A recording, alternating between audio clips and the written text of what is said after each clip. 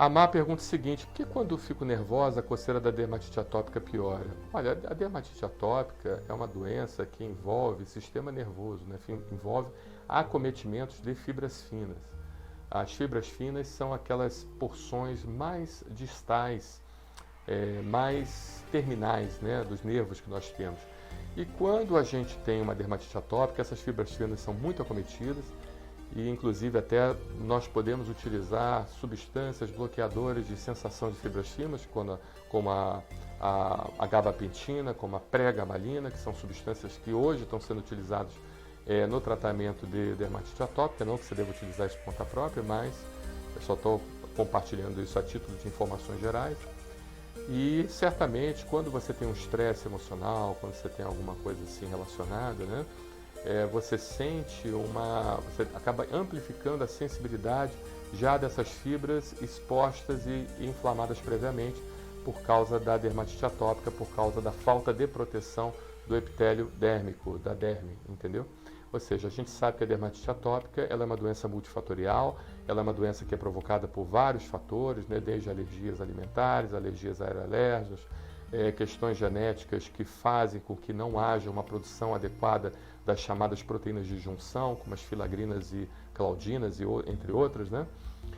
Você também tem a questão da sua própria pele seca, que a pele fica muito seca e isso facilita a destruição dessas proteínas de adesão. Você tem também uma disbiose dérmica da pele, ou seja, você tem um excesso na produção de uma bactéria chamada Staphylococcus aureus com a produção de uma outra substância chamada superantígeno, que por sua vez amplifica, aumenta o processo inflamatório, aumentando mais ainda o prurido e também a dor, né?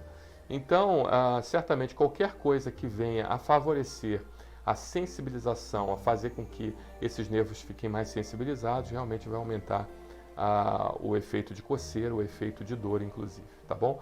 Então, lembrando que a dermatite atópica, um dos fatores que leva à coceira é a questão nervosa, é o acometimento, o processo inflamatório das chamadas fibras finas, que são as porções distais nervosas que nós temos no organismo.